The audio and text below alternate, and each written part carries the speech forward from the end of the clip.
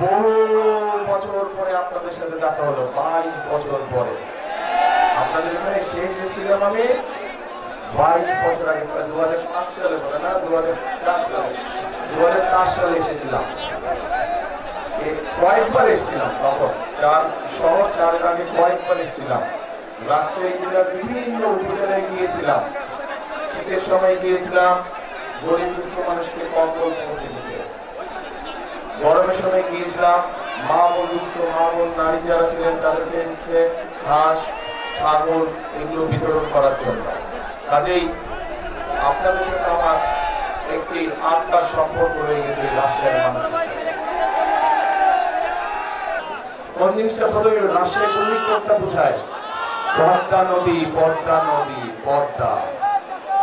এখন কিন্তু দুঃখজনক ব্যাপার হচ্ছে এই যে পদ্মাই বলেন, তিস্তাই বলেন, ব্রহ্মপুত্রই বলেন, যেই নদী বলেন, পানি আছে কোনো পানি নাই। পদ্মার সাথে যে খালগুলো সেগুলোতে কোনো পানি আছে? কোনো পানি নেই। এরপরে আসেন রাজশাহী বললে কি বোঝায়? শিক্ষা নগরী, তাই তো? শিক্ষা নগরী বোঝায়।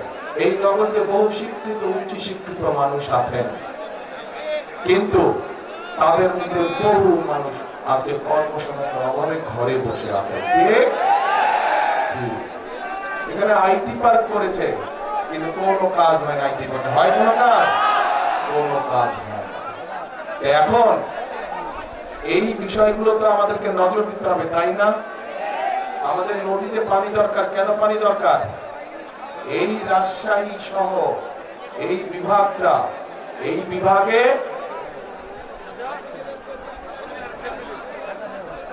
এই যে বরেন্দ্র প্রকল্প যেটা শহীদ রাষ্ট্রপতি জিয়া রহমান চালু করেছিলেন, এই বরেন্দ্র প্রকল্প চালু করার পরেই শহীদ রাষ্ট্রপতি জিয়া রহমানের সময় দেশ খাদ্যে দ্বিগুণ খাদ্য উৎপাদন করে। এখন সেই বরেন্দ্র প্রকল্প প্রায় আজ বন্ধ অবস্থা, তাই তো নাকি? আচ্ছা, আমি তো বহু বছর পরে আসছি, আমি কিছু জিজ্ঞেস করলে বলতে হবে তোমাকে, তাহলে আমি জানবো কেমন করে?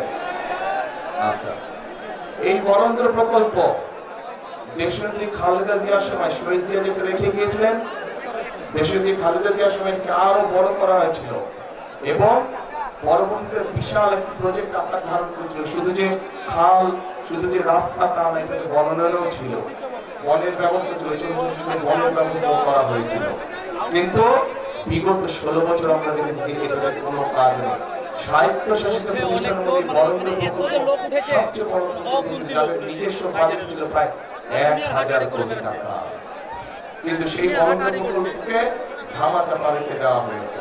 প্রিয় ভাই বোনেরা, আমরা এই বরেন্দ্র প্রকল্পকে চালু করতে চাই সঠিকভাবে। আমার এই এলাকার খালগুলোকে আমরা খনন করতে চাই, পদ্মা নদীকে আমরা খনন করতে চাই, আরেকটি কাজ করতে চাই। যদি আপনাদের সমর্থন থাকে, যদি আপনাদের সমর্থন থাকে, আরেকটি কাজ করতে চাই। ধানের শীষ সরকার গঠন করলে ইনশাআল্লাহ আমরা পদ্মা ব্যারেজ নির্মাণের কাজে হাত দিতে চাই।